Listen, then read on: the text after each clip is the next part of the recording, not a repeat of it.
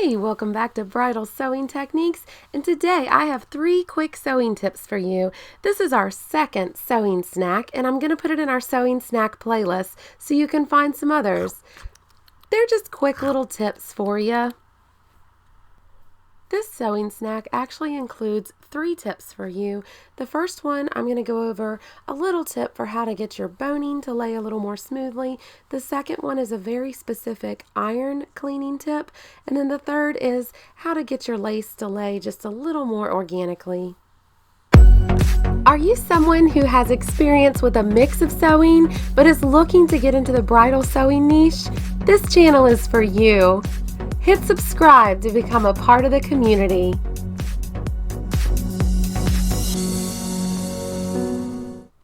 Okay, so I'm sure you guys have seen it where the boning stops and there's this abrupt bump on the outside of the dress when you're looking at the bride, and you can just see straight across where all those sticks of boning stop.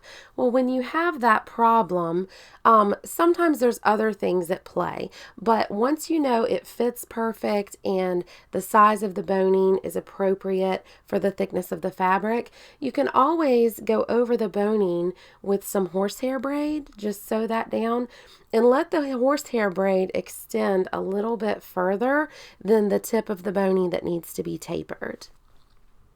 All right, and if you've worked in a bridal salon for any length of time, you've had someone come along and lay a plastic garment bag on your iron. Unfortunately, this happens a crazy amount of times. I don't understand it, but people do this. So anyways, the way I get this off is I take a razor to my iron. You know me with my razors, but I take a razor to my iron and I scrape the plastic off. Now I do this when the iron is on and it is piping hot. So if you are prone to burning yourself or concerned about that, you might want to put on some gloves.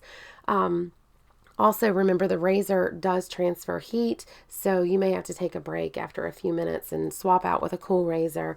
But yeah, just scrape all of the plastic off. I had to scrape the plastic off of the top curved part. I did that off camera, and I just scraped that in a downward motion, and it came right off.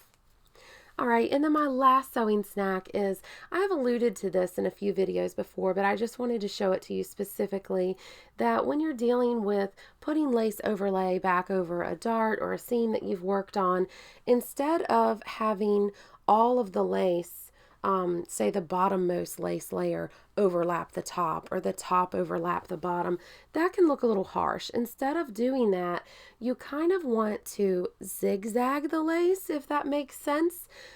So you're going to kind of let it flow back and forth organically so that it doesn't have an abrupt section of lace, like a larger section of lace that is thicker and going in one direction. It's going to make it look a lot more smooth and organic. I hope this has helped you. Please like, share, and subscribe. And if you're new to our channel, check out my channel trailer coming up. I know what you're looking for. You've been sewing for years, but you want to get into full-time bridal sewing. But there's something missing.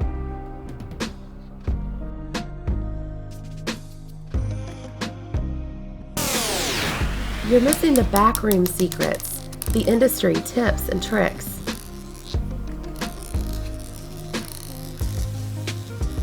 The tools, the sources, the techniques that give you the speed and the accuracy that the industry demands.